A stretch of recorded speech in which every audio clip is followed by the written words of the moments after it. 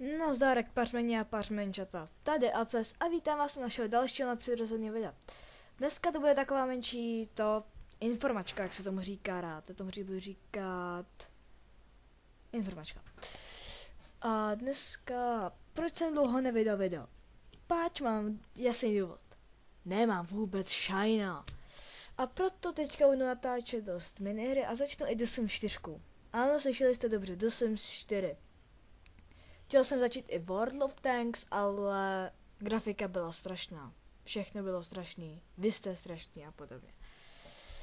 A jestli chcete, abych natáčel The Sims 4, tak teďka musíte uhádnout, co je teďka obrázek na videu.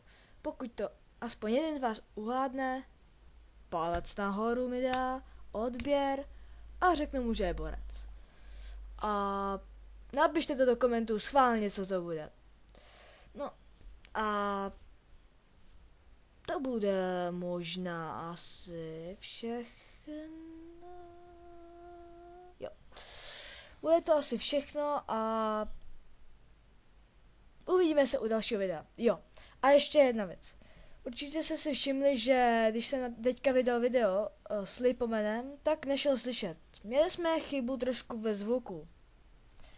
Tak se vám předem omlouvám a pak to zkusím s Lipem nějak vyřešit, co to tady je, tyhle.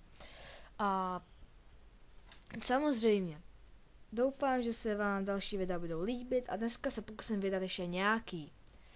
Nazdar! A jděte se vyspat třeba, já nevím, do hnoje, do hajzlu, já nevím. Krackům a lachtanům se jděte vyspat. Čau, zmetci.